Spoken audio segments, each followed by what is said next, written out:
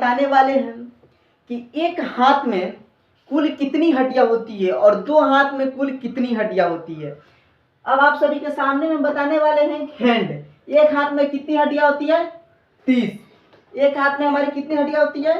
30। तो दो हाथ में कितनी हो गई? 60 होगी। दो हाथ में कितनी होगी? 60 होगी। चलिए आज हम बताने वाले हैं कि 30 हड्डियां कहाँ कहाँ पे होती है और 30 हड्डियां किस किस जगह पर होती है, 30 हड्डियां का नाम क्या है। आइए हम आप सभी के सामने में बताने वाला हूँ। जैसे हड्डी है, हाथ की हड्डी, जैसे एक हाथ है। अब देखिए हाथ है, यहाँ पे ये हड्डी है, ये मांसपेशिया है। ऊपर वाला जो जो भी दिख रहा है वो मांसपेशिया है और ये हड्डी है। अब ये हड्डी यहां से तो आई है एक हड्डी, यहाँ पे आने के बाद दो भागों में बट गया है। यहां से एक हाथ में जैसे इसका नाम हो गया, इस हड्डी का नाम हो गया ह्यूमरस। इस हड्डी का नाम हो गया ह्यूमरस। इस हड्डी का नाम हो गया ह्यूमरस। ह्यूमरस यहाँ पे आने के बाद दो भाग में बांट गई, एक ये दो हो गई। जैसे हम लोग हाथ को ऊपर नीचे करते हैं होती है। बहुत सारे कहते हैं यहाँ पे हड्डी होती है, हड्डी नहीं होती है, यहाँ पे ज्वाइंट होती है। जो नचाती अगर यहाँ पे अगर हड्डी रहती तो टूट जाती, जैसे मोटे तो टूट जाती, वो हड्डी नहीं रहती है, ज्वाइंट रहती है। यहाँ पे ज्वाइंट रहती है। अब कोई कहता है यहाँ पे चोट लग गई, हाथ काम नहीं कर रहा है, यहाँ पे जो हड्डी होती है ना वो अपने से घसक जाती है, एंगल से घसक आती है, इसीलिए हाथ इफेक्ट हो जाता है। आइए अब हम बताने वाले हैं। अब हम इसको बोलेंगे, अब ये जो हड्डी हो गई ये निचली भाग हो गई, ये ऊपर की भाग हो गई, ये ऊपर।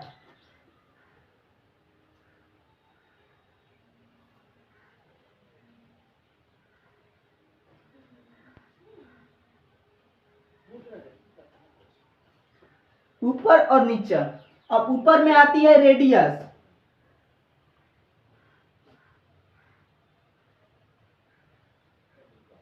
रेडियस ऊपर वाली, जैसे हाथ है, ये मेरी क्या है? ऊपर वाली हड्डी है, यह नीचे वाली है, तो ऊपर वाली हड्डी को क्या नाम है?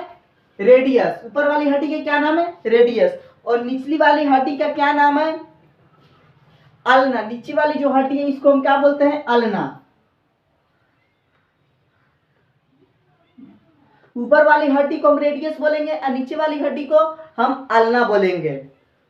ऊपर वाली हड्डी मेरी रेडियस हो गई और नीचे वाली अल्ना हो गई। यहाँ दो भागों में बट गई, एक ऊपर की भाग, एक और एक नीचे की भाग। बीच में मांसपेशिया और नस दोनों रहते हैं। तो आप यहाँ तक समझ गए। उसके बाद यहाँ पे 8 हड्डियां होती है। कितने होती है? 8 हड्डियां। कार्पल, कार्पल जिसे हम लोग कलाई बोलते हैं, कार्पल। 1 2 3 4 5 6 7 8, इसको हम क्या बोलेंगे? कार्पल, जिसे हम हिंदी में बोलते हैं कलाई। कलाई, कलाई में कितनी हड्डियां होती है? 8। कलाई में कितनी हड्डियां? 8। अब कलाई के बाद यहां पे आ गए, कलाई में कितनी होती है? 8 होती है। अब कलाई के बाद हो गया मेटाकार्पल। कलाई के बाद हो गई मेटाकार्पल। इससे मेटाकार्पल 1 2 3 4 5, मेटाकार्पल कितना हो गई? 5।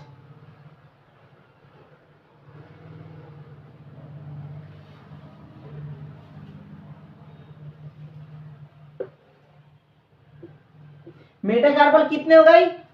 5। मेटाकार्पल हो गई हमारे 5। अब उसके बाद आती है फ्लेंजिस। फ्लेंजिस में 14 हड्डियां होती है। अब फ्लेंजिस में 14 हड्डियां, एक हड्डियां कहां पे कम होती है? जो ये अंगूठा दिख रहा है, ये अंगूठा, इसमें एक हड्डी और 2 हड्डी, एक हड्डी इसमें नहीं है। जैसे इसमें है 1 हड्डी 2 हड्डी 3 हड्डी, 1 2 3, इसमें 1 2, ये तो नाखून है, यहाँ पे तो हड्डी हो नहीं सकता है। 1 2, इसमें देखो 1 2 3, नाखून को हटाने के बाद 1 2 3, तो इसमें हो जाएगी हमारी कितनी फ्लेंजिस में 14 हड्डी।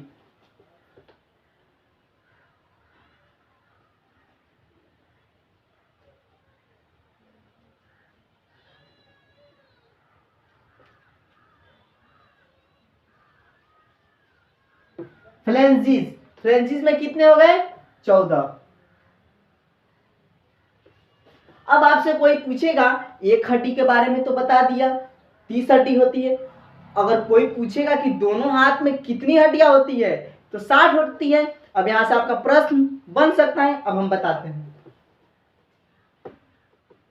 एक हाथ में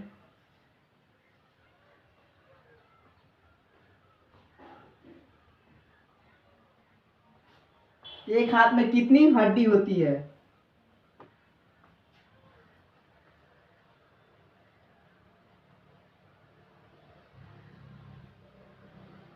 एक हाथ में कितनी हड्डी होती है तो 30 होती है। अब पूछेगा कि दो हाथ में कितनी हड्डियां होती है?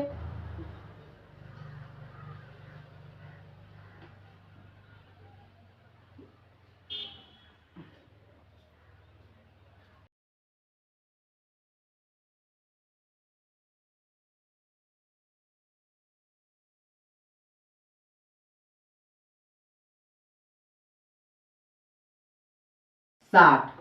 अब ये पूछेगा कोई कि एक हाथ में तो 30 हड्डी है और दूसरी वाली हाथ की हड्डी की नाम क्या, एक ही नाम होगा कि अलग अलग? तो कोई पूछेगा कि जो दोनों हाथ की जो हड्डी है, दोनों हाथों के हड्डी की नाम एक ही होगी? तो हाँ बिल्कुल, क्योंकि एक हाथ में जो 30 हड्डी हम पढ़ाए हैं, जो दूसरी वाली हाथ होगी उसमें भी यही हड्डी की नाम होगी। अगर आपसे कोई पूछेगा एक हाथ में 30 हड्डी है, चलो ठीक है। अब कोई पूछेगा दूसरी हाथ में कितनी हड्डी है, 30, चलो ठीक है। अब कोई पूछेगा कि एक हाथ की हड्डी की नाम तो तुम बता दी, अब इस वाले हड्डी का नाम बताओ, तो जो मैंने ये बताया हड्डी के नाम, वही नाम उस हड्डी को भी बता दीजिएगा। तो हमारे दोनों हाथ में कितने हड्डी हो गए 60। अब हम 60 हड्डी हो गए। अब आप सभी को अगर कोई भी अगर डाउट हो तो एक बार कमेंट में आप लोग बताइएगा कि हाँ यहाँ पे दिक्कत हुई है, कमेंट में लिख कर बताइए, उसको हम और बेहतर तरीके से हम समझाने की कोशिश करेंगे।